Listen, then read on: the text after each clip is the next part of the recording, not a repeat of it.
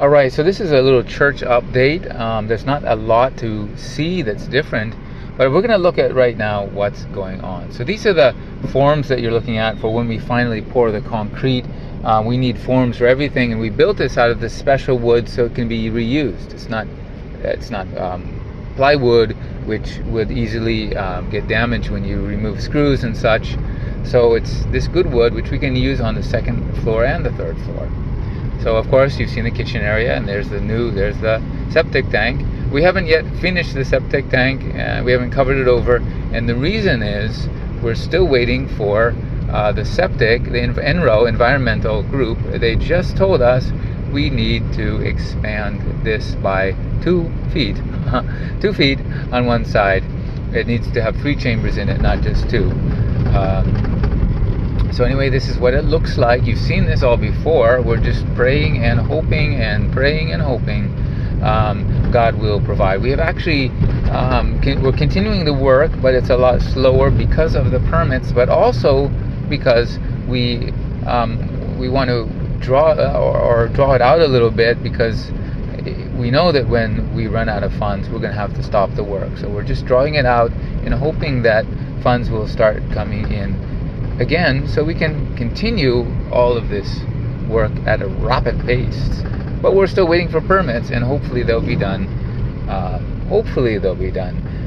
Next month. It's always saying hopefully. So many revisions, so many things have changed, and unlike in the U.S., you know the changes because they write in the books. They have books. They have code, But here in the Philippines, they don't.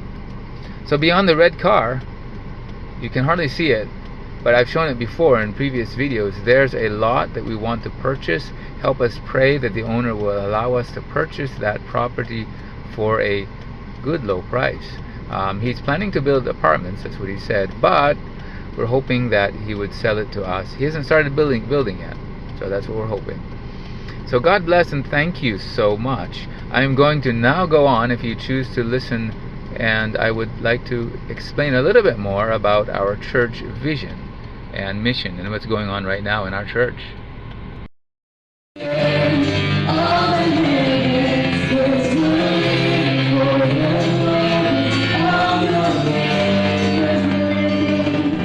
So who are we as a church? Well, we are a church, a missional church.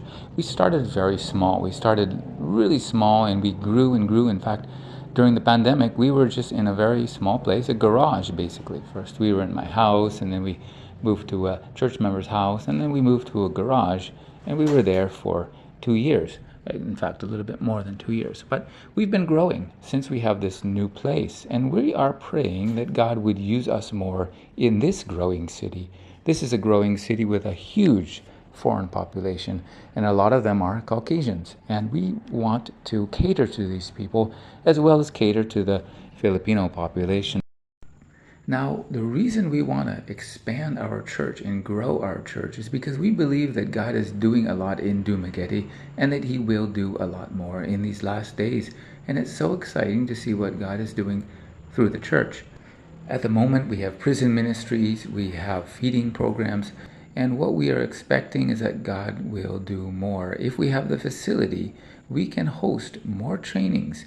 We can host more fellowships between different churches.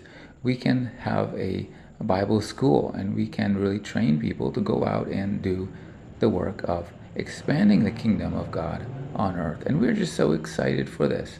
So what we need now is prayer. We need help, and we need partners. If you can't help us financially, you can help us through prayer.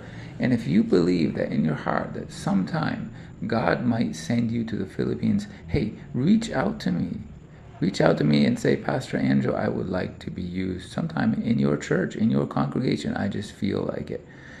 Pray for it. Pray about it. Don't do anything without prayer. Prayer is just so important. Yes, it is. Prayer is so important. Pray and say, God, direct me and guide me if indeed this is what you want me to do. Reach out to me. Send me a message on WhatsApp, email, or Messenger, and let's see what God is going to do.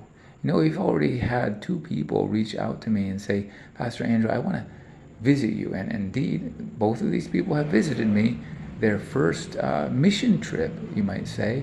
They visited me and they were just so excited to see what God was doing in their life.